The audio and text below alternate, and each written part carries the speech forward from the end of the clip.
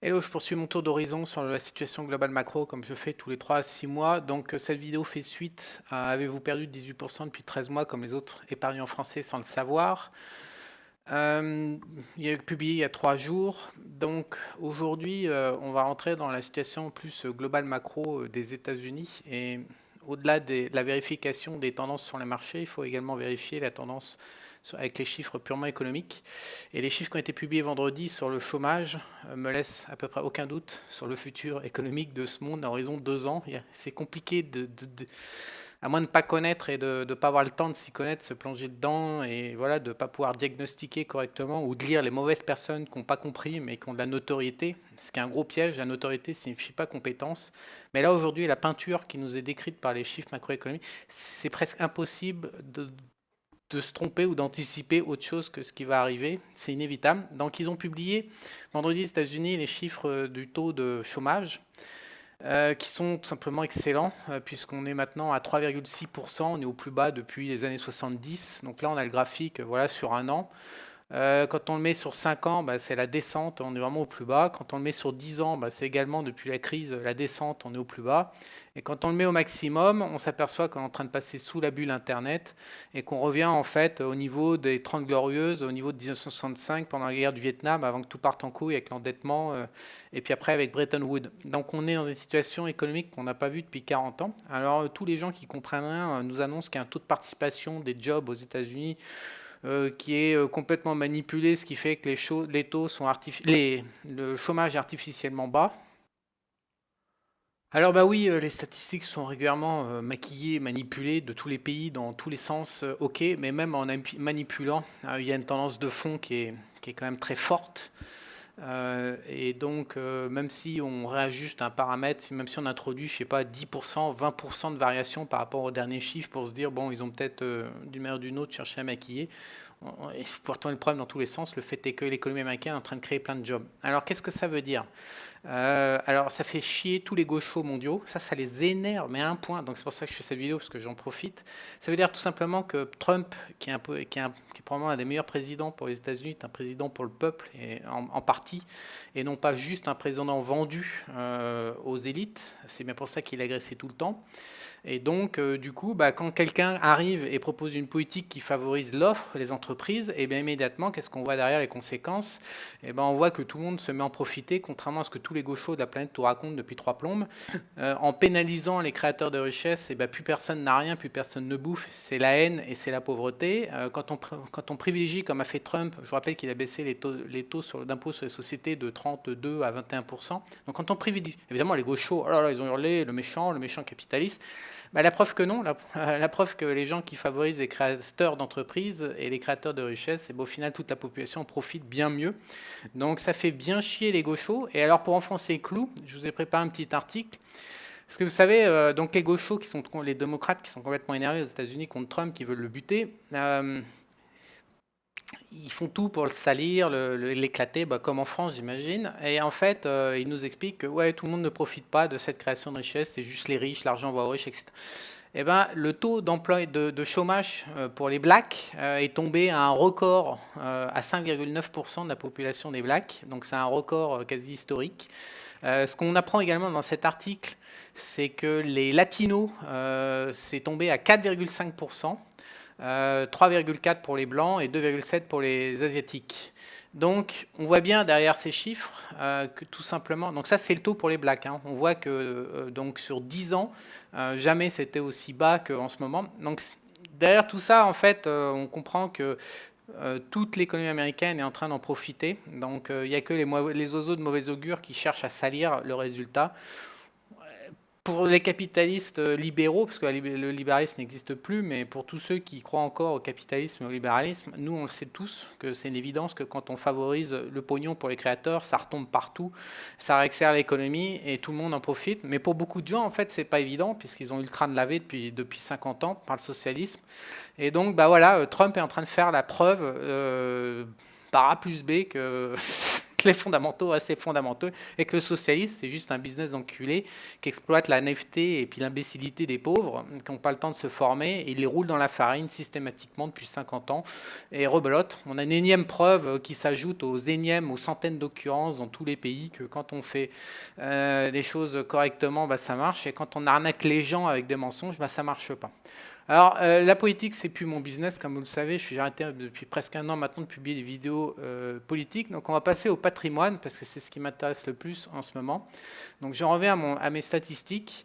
Et pour moi, en fait, aujourd'hui, à travers ces chiffres que je vous montre, au-delà de la première vidéo que je vous ai dit, qui a été publiée là, qui price l'or, les marchés, l'euro, etc., que tout est en ligne, ce qui se passe, c'est que jamais il est aussi facile, de mon point de vue, de prendre des paris patrimoniaux gagnants. Jamais depuis des années, ça a été aussi sûr, et il y a aussi peu d'incertitudes. Alors, pourquoi? Tout simplement parce qu'il n'y a que deux scénarios. Soit les USA se pètent la gueule, ou soit les USA continuent à faire de la croissance. Donc actuellement, on voit que les États-Unis sont en train de faire de la croissance. Qui dit croissance, même à taux stable, en plus ils ont récupéré leur marché obligataire à peu près en état de fonctionnement. Donc qui dit croissance dit création d'emplois, ça c'est inévitable, vous le voyez de mois en mois aux États-Unis.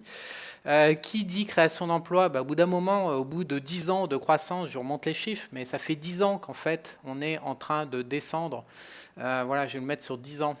Donc depuis 10 ans, on ne fait que de créer chaque mois des jobs, ce qui fait que le taux de chômage diminue. Donc, qu'est-ce qui se passe au bout de 10 ans? Au bout de 10 ans, il y a de moins en moins de bonhommes libres pour travailler, de plus en plus de bonhommes employés. Et donc, au final, mécaniquement, on finit par se trouver avec un short squeeze sur le marché du travail. C'est-à-dire que mécaniquement, les entreprises doivent augmenter les salaires pour trouver de nouveaux employés parce que il y en a de moins en moins, c'est la loi de l'offre et la demande. Et s'il y a bien un truc qui est créateur d'inflation, c'est la hausse des salaires. Comme vous l'avez pu le voir, malgré tous les baratins des mecs sur l'or depuis 10 ans, la création monétaire, mis à part quand il y a une perte de confiance, mais pour ça, il faut que M2, la monnaie supply M2, il faut qu'elle fasse peut-être 150-200% du PIB. Or, aux États-Unis, elle est à 67%, donc on est extrêmement loin d'une perte de confiance à cause d'une création monétaire débridée. Donc, mais quand vous avez une création monétaire artificielle, comme on a connu depuis 10 ans, ce que vous avez vu, c'est une hausse des actifs, des assets, donc une inflation des actifs, mais absolument aucune inflation dans l'économie réelle. Ça ne s'est pas propagé, ce qui est normal parce que c'est deux choses qui n'ont rien à voir. Donc là, par contre, la source d'inflation la plus terrible à tenir en laisse, c'est bien la hausse des salaires liée, comme on l'a vu dans les années 70 avec l'arrivée des baby-boomers, liée à un short squeeze sur le marché du travail. Ça, vous pouvez vous raconter tous les mensonges que vous voulez, mais ça, une hausse de l'inflation qui est générée par une hausse des salaires, vous pouvez être à peu près certain que ça va être contrecarré par la Fed, parce que c'est l'inflation la plus structurelle, et donc ça va obligatoirement aboutir par une hausse des Fed Funds, malgré les déclarations actuelles qu'il n'y aura pas de hausse des Fed Funds en 2019. En 2020, pour l'instant, ils n'ont toujours pas pris d'engagement qu'il y aura une baisse des Fed Funds, ni même une stabilisation des Fed Funds. Pour l'instant, ils ont fermé leur gueule. Mais il est clair que si vous rajoutez une année entière de baisse du chômage, et donc avec, je ne sais pas, on va peut-être atteindre combien, 2,5% de chômage de la population active, et puis le taux de participation de la population active par rapport à la population globale qui va remonter, parce que des gens qui ne travaillent plus vont se remettre à travailler. Mais à un moment ou à un autre, ça va se propager au marché du travail. Et là, il n'y a absolument aucune probabilité,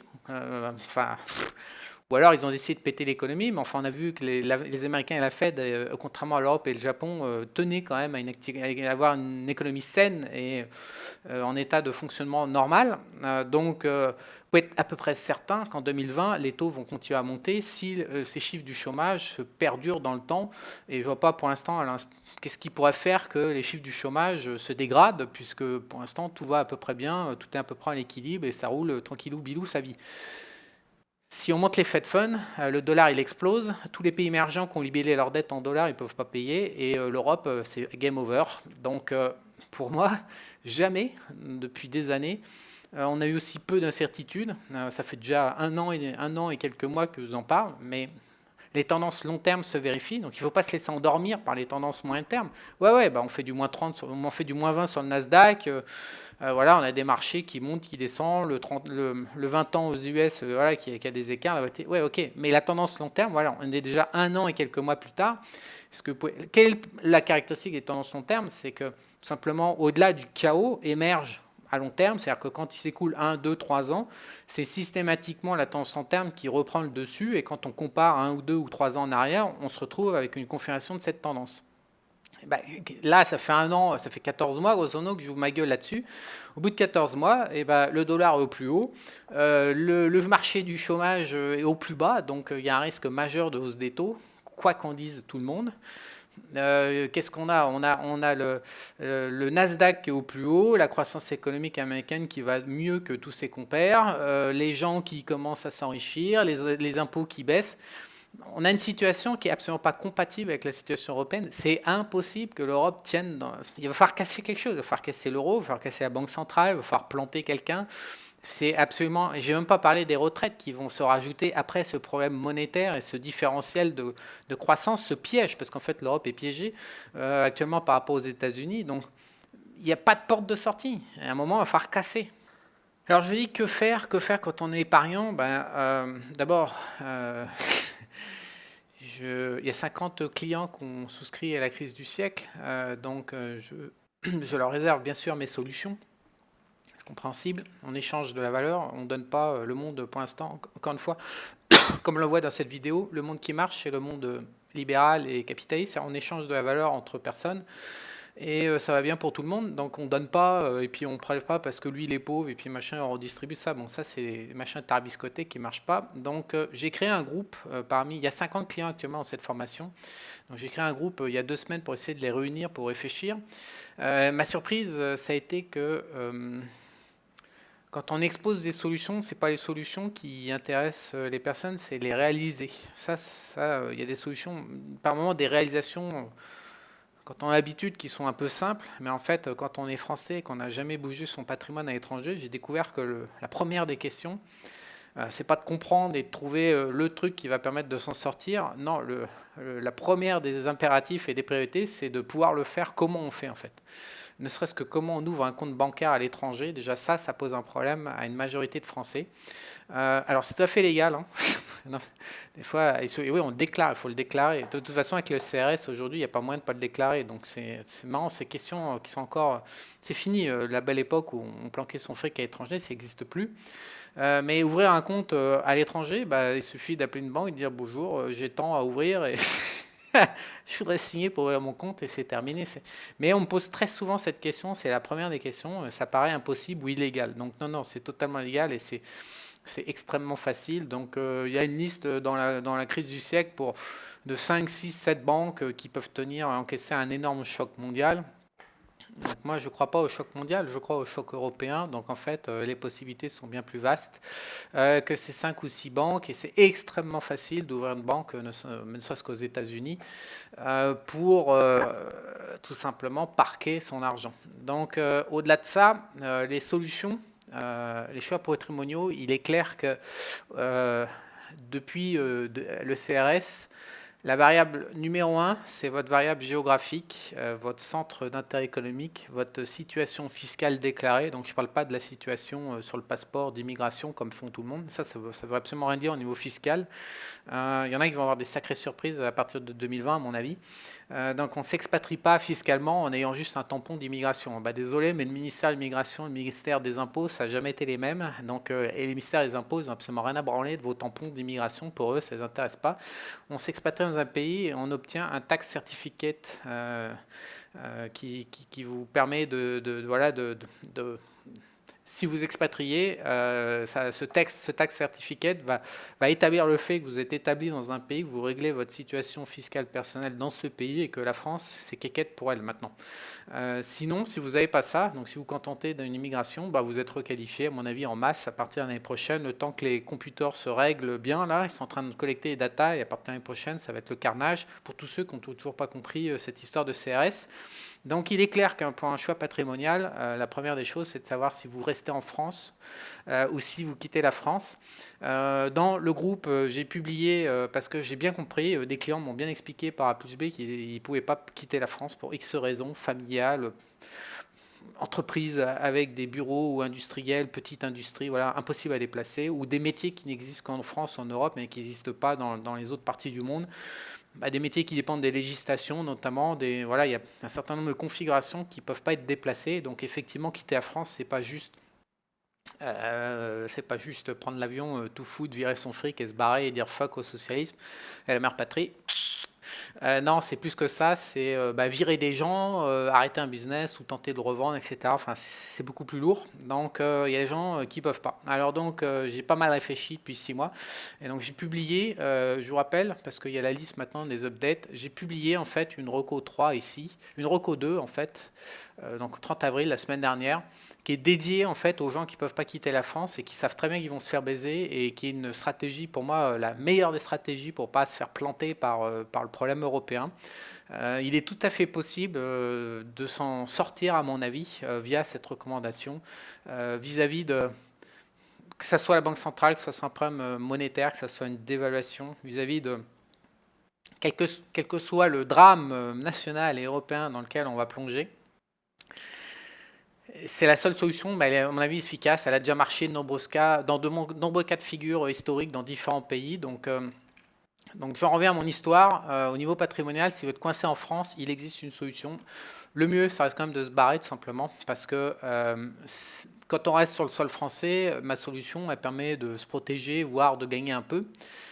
Mais ça n'empêche pas qu'il y aura un chaos, ça n'empêche pas que la sécurité sera peut-être mise à défaut en France, il y aura peut-être une guerre civile, on ne sait pas comment ça va partir, puisque une certaine communauté aime bien monter les musulmans contre les chrétiens. Évidemment, à un moment ou l'autre, on va tous se foutre sur la gueule. Enfin, moi, je ne serai pas là, je regarderai, mais donc ça n'empêche pas que la vie sera pas, il y aura plus peut-être de création de revenus, mais au moins on pourra garder, on pourra conserver son pouvoir d'achat sur son patrimoine.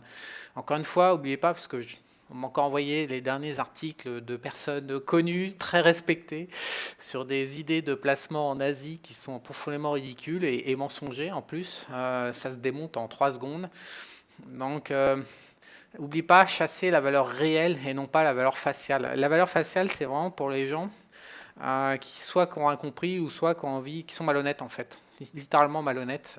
Donc, la valeur réelle, c'est ce qui vous permet d'acheter des biens et des services durablement au présent et dans le futur. La valeur faciale, vous êtes le dindon de la farce des politiciens. Vous pouvez être super intelligent, super brillant en entreprise, mais vous pouvez collecter que de la valeur faciale. Au final, vous n'aurez rien. Et vous verrez des mecs comme moi. Moi, je ne suis pas très riche, mais enfin, par rapport à mon rendement est très élevé par rapport à mes heures de travail, grosso modo.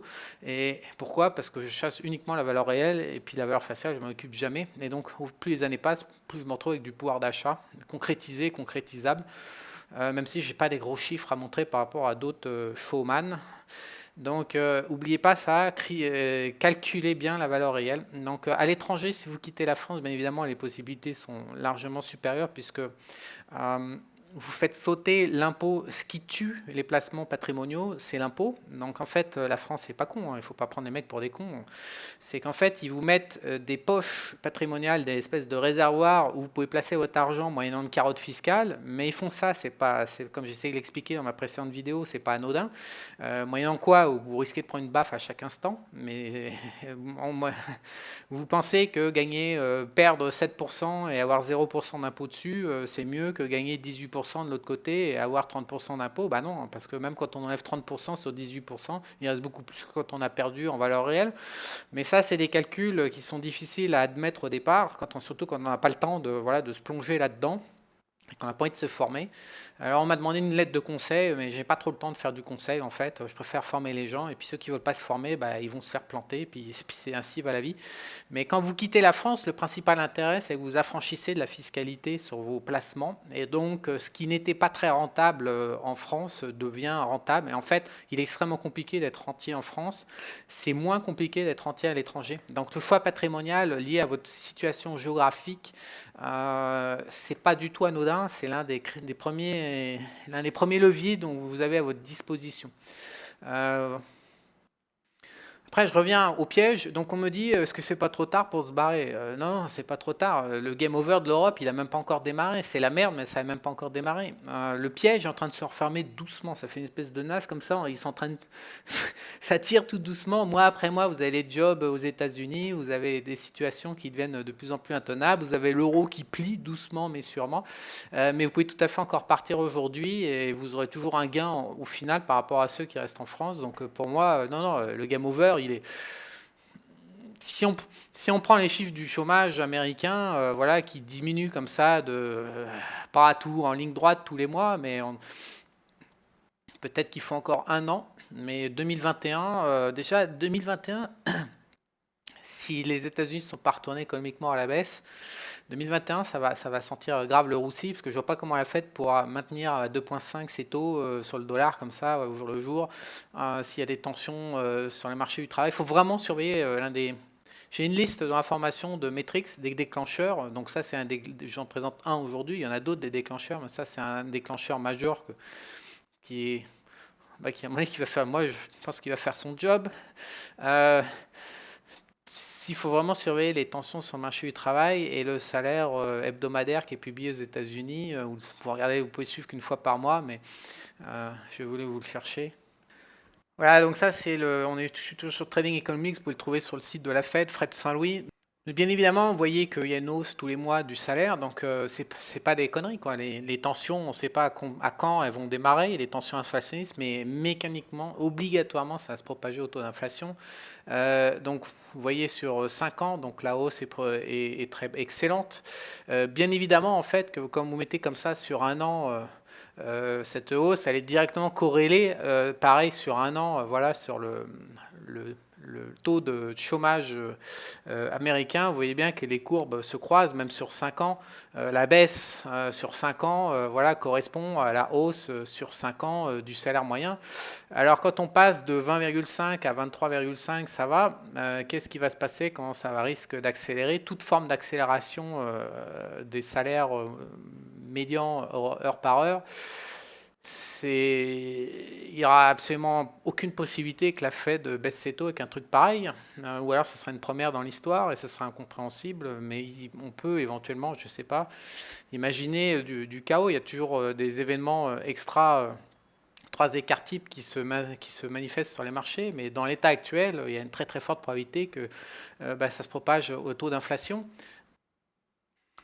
Alors pour finir ce panorama sur le marché du travail américain, qui est pour moi un des déclencheurs phares, même s'il y en a d'autres, souvent les arguments qui sont donnés, c'est que le taux de participation a vraiment décliné depuis la crise, quoi, depuis 2006-2007. Depuis 10 ans, en fait, on est passé de 65 à 61% avant de rebondir un petit peu. Donc ça, c'est la force, le taux de participation de la population active. Donc et que en fait si on grossit là sur un an, voilà, on voit que c'est à peu près stable et que donc un certain nombre de gens qui sont sur le carreau et qui n'en profitent pas. Alors moi je n'ai pas du tout la même analyse. Mon analyse c'est tout simplement que ici c'est le baby boom, voilà, crack. Donc les gens qui sont nés entre 1945 et qui arrivent à 20 ans en 1963-64, voilà, et qui prennent leur retraite à partir de 2005-2006. Je crois qu'en 2005 ils ont 55 ans en âge moyen. Et donc, derrière, il se retire petit à petit chaque jour de chaque année depuis quelques années. Et ça donne lieu à une baisse du taux de participation de la population active par rapport à la population globale, puisque tout simplement en face, le nombre de retraités augmente. Et ce qui est quand même assez intéressant, c'est de voir que malgré cette tendance extrêmement lourde, puisque là, les balances démographiques sont en train de se rééquilibrer à long terme, ce qui est quand même assez intéressant, c'est de voir que malgré cette tendance lourde, depuis 5 ans, elle est enrayée avec la création d'emplois de l'économie américaine via la création de jobs. Donc peut-être que d'ailleurs, c'est pas exclu qu'il y ait des retraités qui reprennent des jobs face à la demande et aux meilleurs salaires, face à la demande des entreprises aux meilleurs salaires, mais on voit bien, si d'ailleurs on calcule, Trading Economics c'est assez riche, puisqu'il permet d'avoir également excusez-moi, le taux d'employés. On voit que en fait le employment rate, on voit que lui, depuis la croissance économique, depuis 5 ans, est vraiment en train de remonter. Donc si on le met sur l'historique, on voit bien effectivement pareil qu'il y a eu un souci économique dans les années 2000. qui a piqué bien sûr en 2009-2010, et on voit bien que depuis, ça remonte. Et donc, contrairement aux déclarations de certains youtubeurs mal intentionnés destinés à faire peur, bah non, désolé, mais quand on regarde les États-Unis, le marché du travail sous toutes ses coutures, d'une manière générale, c'est pas que ça soit extraordinaire, voilà, on n'est pas sur les plus hauts, c'est pas renversant, c'est pas de la balle, mais ça va quand même correctement, ça va quand même bien. Alors que si on prend l'Europe, toutes ces statistiques sont foireuses et ça va plutôt mal en Europe et ça va plutôt bien aux États-Unis. C'est tout l'objet. Vous pouvez pas faire des choix patrimoniaux en passant outre ces différences structurelles et de cycles. C'est pour moi impossible. Je continue le tour d'horizon pour bien vous montrer également à quel point les démocrates gauchos socialistes du monde entier nous arnaquent. Donc on nous dit la croissance américaine ne génère pas de richesse pour le bas peuple, c'est toujours leur leitmotiv. Votez pour nous, on va prendre de l'argent riche, comme ça vous aurez de l'argent, parce que quand c'est le capitalisme en état de marche, eh ben, les pauvres en chient beaucoup plus. Donc là, quel meilleur critère que de prendre le part-time employment, donc le travail à temps partiel. On peut aussi regarder le travail intermittent quand les gens vont et viennent à travers les entreprises via des agences. Mais voilà, prenons le temps partiel. Quand il n'y a pas beaucoup de travail, voilà, les entreprises offrent du temps partiel. Quand il y a beaucoup de travail et que ça va bien, bah, elles offrent des temps complets. Ça, c'est les statistiques depuis 1970, donc sur 50 ans du travail à temps partiel. Qu'est-ce qu'on voit? On voit que dans toute la remontée, en plus c'est en train de descendre, si on le met sur plus gros, là si on le zoome, voilà, on est plutôt en train de descendre qu'en train d'augmenter depuis 5 ans. Mais quand on voit depuis 50 ans la tendance, on voit bien que depuis toute la remontée, la croissance américaine est fondée sur du temps complet et non pas du temps partiel, et que donc les gens sont payés à travailler. On nous dit toujours, ouais, mais les gens ils sont mal payés, donc ils sont obligés d'avoir plusieurs emplois pour payer leurs factures. Et les mecs ils veulent les placements à 80 pouces, ils veulent la bagnole 4x4, l'énorme Ford pick-up, alors qu'ils n'ont pas non plus, ils ont des prétentions surdimensionnées et ils passent par le marché du crédit. C'est pas un indicateur global. Les chiffres macroéconomiques sont présentés comme ça sur des sites comme Training Economics, c'est la réalité globale. Donc on voit bien que le travail part-time n'augmente pas aux États-Unis, il est plutôt en phase de diminution. Donc on voit bien que la croissance se propage pour l'ensemble de la population et que ça se passe bien pour les Américains, contrairement à ce que tout le monde raconte. Ça se passe bien. C'est pas le paradis, mais il n'y aura jamais de paradis sur Terre, mais ça se passe mieux qu'ailleurs et ça se passe et les tendances sont bien orientées. Donc il faut quand même que ça soit dit à un moment ou à un autre. Ce qui m'amène à la conclusion de cette vidéo.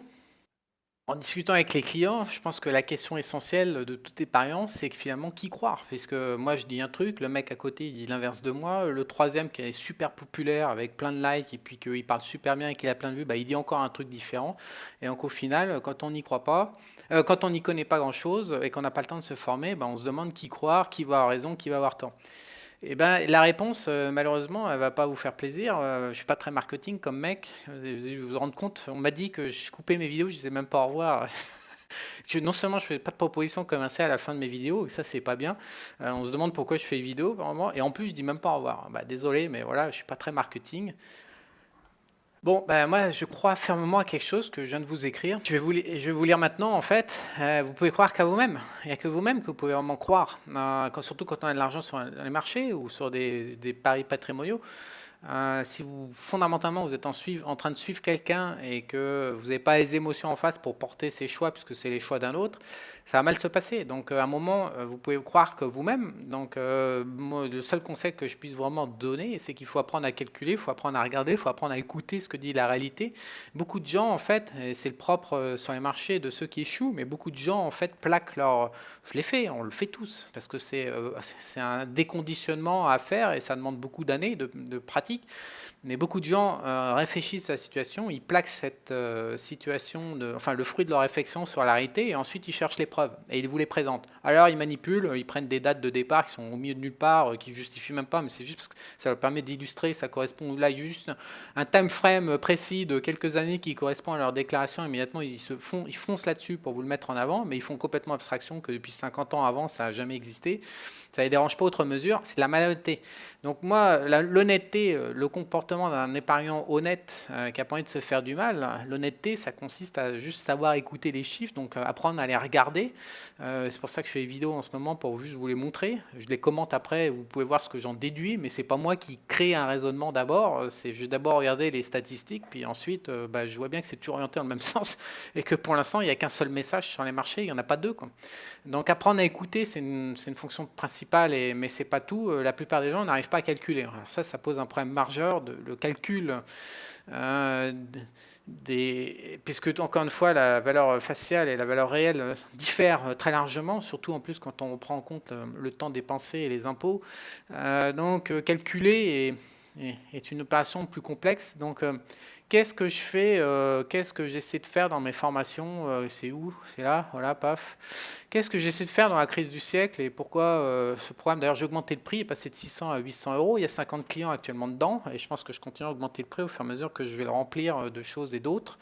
Mais qu'est-ce qu'il y a dedans? Il y a tout simplement, j'ai fait des recherches historiques sur 1 ou 2 siècles. Les marchés des taux démarrent en 1800, comme le Dow Jones. Vous avez les cours de l'or qui démarrent en 1300. 1300, ouais, un truc comme ça, 1290. Donc j'ai tout simplement été chercher les stats sur très très longue période pour vous dire, bon bah voilà, où est-ce qu'on est aujourd'hui par rapport à ce qu'a fait l'histoire pendant 1, 2, 3, 5 siècles. Où est-ce qu'on en est aujourd'hui? Combien on vaut? Quelles sont les valeurs? Parce que ça permet de borner, parce que la personne qui veut calculer mais qui ne connaît pas les normes historiques, elle va dire ouais, l'or ça va monter à 10 000 $. Bon, c'est jamais arrivé, même pendant tout le chaos du Dark Age, c'est jamais arrivé, mais voilà, l'or va monter à 10 000 $. Bah ouais, mais mec, ça va peut-être monter à 10 000 $, mais enfin attends, depuis 800 ans, c'est jamais monté à 10 000 $, ni même à 5 000 $, donc ton raisonnement est sympa, mais ouais, mais là c'est exceptionnel, cette fois-ci c'est nouveau. C'est un peu comme en l'an 2000 avec les marchés sur la bulle Internet. C'est toujours nouveau. Le Bitcoin, c'est super, c'est exceptionnel, c'est nouveau. Ouais, on a fait 20 000, maintenant on est tombé à 3 000. Maintenant ça rebondit un petit peu, mais enfin les 20 000 ils sont loin. Donc c'est jamais nouveau. Il y a un moment, il y a des normes historiques, je sais pas, des espèces de forces de frottement. Donc si vous les connaissez pas et que vous n'avez pas le temps et que vous voulez pas vous former, que vous voulez réfléchir sans les connaître, ça va pas se passer très très bien. Donc après, j'ai pas envie de claquer 800 euros. Bah ouais, mais j'ai fait le boulot, c'est des dizaines d'heures de recherche. Je vais pas te les donner non plus, je vais pas vous les donner. Enfin, les gens veulent, il y en a, ils me contactent, qu'est-ce que tu me conseilles? Mais je te conseille pas. J'ai déjà mis des conseils à une formation, je veux pas acheter. Bah, je te conseille rien. Alors, enfin, je veux dire, il faut être cohérent jusqu'au bout. Mais au final, c'est pas moi que vous devez croire. C'est d'abord apprendre à lire les normes historiques, ensuite apprendre à regarder. Mais ça, je fais le boulot puisque je fais des mises à jour. C'est où est-ce qu'on en est aujourd'hui, comprendre l'actu, évidemment, il faut regarder 200 indicateurs, donc il y en a qui n'ont pas le temps, donc c'est pour ça qu'ils me payent aussi, donc, mais ça, je ne vais pas le donner gratuitement, donc apprendre à regarder où est-ce qu'on est sur les indicateurs actuellement, remettre ça en perspective sur les zones historiques, puis après calculer et voir quels sont les probas et dans quel sens ça va partir, et surtout, au-delà des probas, c'est écouter après les marchés qui dit oui, ça va pas dans ce sens-là, ou non, ça part pas dans ce sens-là. Donc il n'y a pas à croire ou pas croire un intervenant, un youtubeur, c'est pas parce qu'il est très populaire qu'il faut le croire, ça no way, quoi. Ça vous allez vous faire mal parce que le mec il va se planter et puis généralement plus il est populaire, moins il est compétent, ça c'est parce que le mec compétent c'est trop technique, donc les gens en fait ils se disent c'est pas pour moi, c'est ça les arguments, c'est que c'est pas pour moi. Quand les gens débutants avec des mauvaises idées qui leur font perdre de l'argent, ils arrivent, ils voient quelque chose de complet, c'est pas pour moi. Donc du coup le mec populaire forcément c'est le mec qui est en train de brosser dans le sens du poil les gens pour en avoir un maximum qui le suivent. Et donc, mécaniquement, le mec le plus populaire est forcément le mec qui n'est pas le plus compétent de la place. Donc, suivre les mecs populaires, c'est vachement dangereux, surtout pour du pognon, parce qu'il faut bien que vous vous rendiez compte d'une chose, c'est qu'aujourd'hui, que ce soit la politique, YouTube, beaucoup de professions, en fait, récompensent sa popularité. Donc plus vous êtes populaire, plus vous avez d'acheteurs.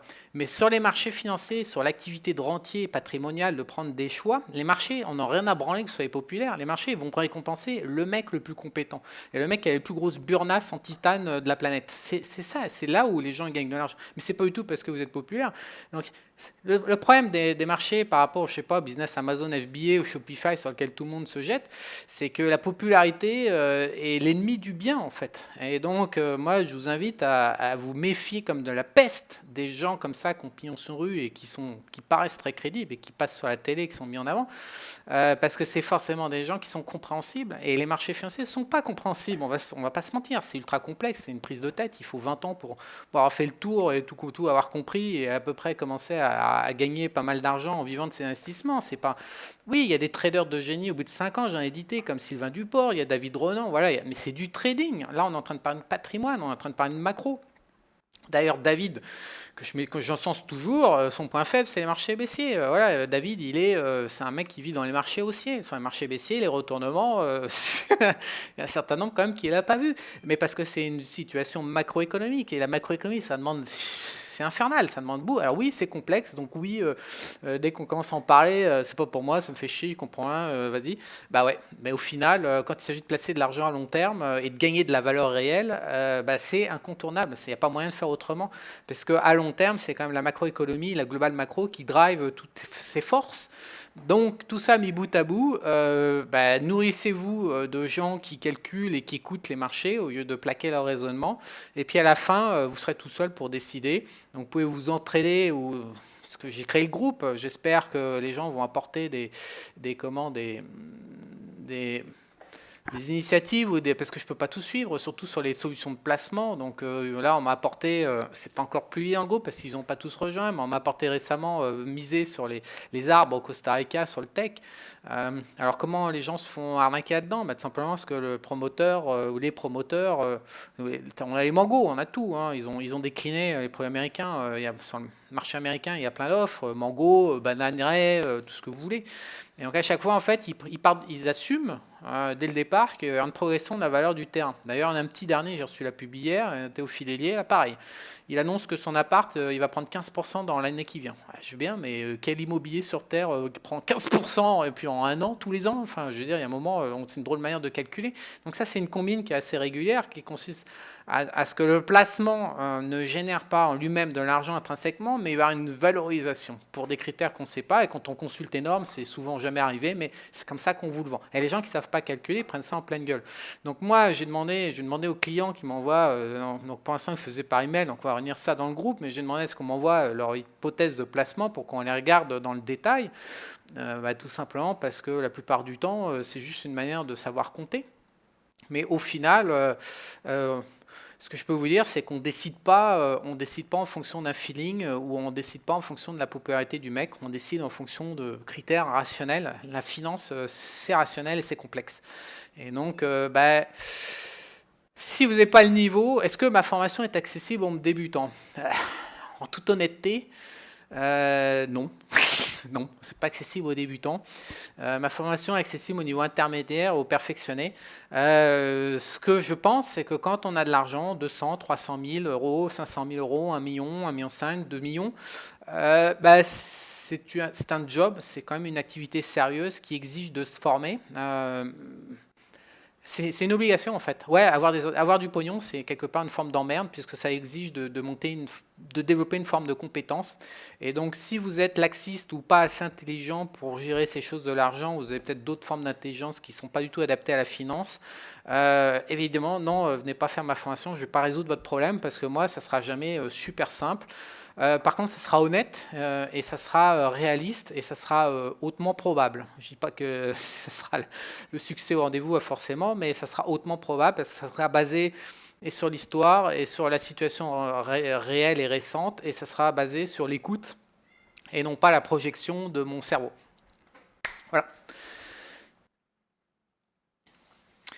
Donc pour finir, qu'est-ce que je peux conseiller à quelqu'un qui ne veut pas et qui a un peu d'argent, genre 100 000 euros par exemple, et qui n'a pas le temps, voilà, il se fait 40 heures de boulot par semaine, il a ses 10 ou 15 heures de transport, il a bobonne le week-end, il met une cartouche par semaine et s'occupe de ses enfants, un père de famille bien sous tout rapport, voilà, qui a un peu peur et qui, voilà, il n'y a qu'une seule solution, hein, si vous prenez votre cash, vous le mettez en monétaire, vous couvrez votre risque inflationniste, vous attendez et vous renoncez à gagner de l'argent et votre capital, mais au moins protégez-le de manière à ce qu'il ne perde pas de la valeur. Voilà, c'est tout ce que je peux vous dire. Mais encore une fois, quand on commence à passer la barre des 200, 300 000 euros de capital, ça crée des obligations, c'est clair. Un capital se déprécie très vite en valeur réelle. Donc à 300 000, on part Et surtout, il y a vraiment moyen avec la... Encore une fois, tout le système est conçu pour plumer le rentier aujourd'hui. Le système européen est extrêmement agressif et extrêmement vicieux puisque rien n'est écrit noir sur blanc. C'est juste que les gens se réveillent au bout de 5 ou 10 ans avec un énorme trou dans le pouvoir d'achat. Ils n'ont pas compris ce qui leur est arrivé, généralement.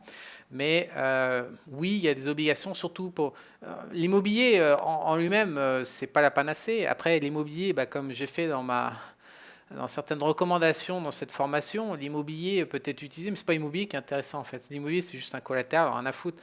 C'est pas avec ça qu'on gagne de l'argent aujourd'hui. Donc, si surtout avec la bulle des assets et des banques centrales qui ont fait que les prix ont augmenté, n'ont jamais baissé et vont continuer à augmenter, donc ne rapportent quasiment plus rien. Et surtout, les loyers sont taxés en face, donc la rentabilité des projets est extrêmement faible. Donc, dire j'ai 100 000 euros, j'achète un bien pour le placer, pour utiliser l'immobilier, parce que moi je comprends, je prends un locataire et tout. Si vous faites les comptes, au final, vous perdrez de l'argent. Si vous réintégrez votre temps et vos impôts, il vaut mieux choisir en toute honnêteté la solution du cash, toucher votre intérêt, couvrir votre risque inflationniste et basta. Le gain supplémentaire de rendement par l'achat d'un bien sec immobilier et les niveaux de rentabilité, de fiscalité et de temps, c'est quasiment impossible. C'est obligé, vous êtes quasiment 9 fois sur 10 perdant, à moins de partir dans le tourisme et la loc court terme. 9 fois sur 10, ou alors petite surface, mais il y a aussi du turnover, donc il faut tout le temps. C'est quasiment impossible. Vous ne pouvez pas lutter aujourd'hui. Les marchés immobiliers, ça ne rapporte plus. L'habitation classique ne rapporte quasiment plus rien.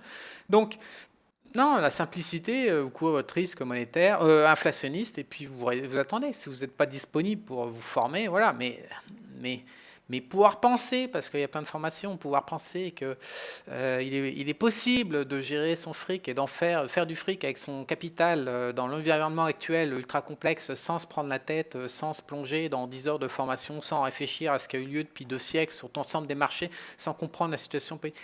Non, non, c'est pas marketing, ouais, c'est pas accessible, ouais, je sais, mais c'est la vérité, en toute honnêteté, c'est la vérité. C'est compliqué, c'est dur, et il faut des années, il faut se prendre la tête, et voilà.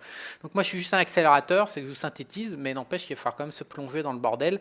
Donc au lieu d'y passer des années à fureter, à écouter les madame messieurs qui parlent, et en fait vous découvrez derrière qu'ils iraient raconter des conneries, bon là vous avez à peu près une synthèse, donc c'est tout ce que j'apporte dans ma formation. J'apporte un gain de temps, mais je ne peux pas vous apporter le gain de simplicité. Et après, est-ce que c'est pour moi? Est-ce que je peux dupliquer? Cette question qui revient souvent, c'est est-ce que je peux m'emparer de ta formation et en tirer quelque chose ou pas?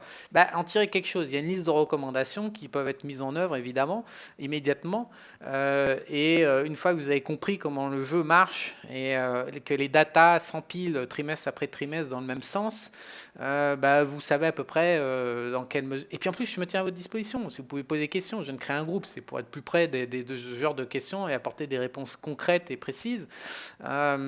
Mais encore une fois, j'ai vu que si ouvrir un compte en zone dollar dans une banque américaine, c'est quelque chose qui vous paraît impossible, alors est-ce que vous pouvez vous emparer de cette formation, faire quelque chose? Non. Non, parce que si ouvrir un compte bancaire, c'est compliqué, alors tout va être compliqué, parce qu'il n'y a pas plus simple qu'ouvrir un compte bancaire. C'est ça l'honnêteté, c'est compliqué. C'est compliqué, c'est un univers qu'on ne connaît pas. Quand on est salarié, il faut se plonger dedans. Ça n'a rien à voir, c'est pas les mêmes codes, c'est pas les mêmes lois. Ah ouais, puis en plus, il faut savoir parler un peu anglais. Ouais, je vous dis pas non. Ouais, mais c'est ça où vous allez prendre un méga coup de fusil dans le cul et vous allez vous réveiller dans 3 ans et il y aura un énorme trou comme ça, quoi. Ouais, c'est vos alternatives, en fait. Ouais, c'est pas folichon, ouais. Mais bon.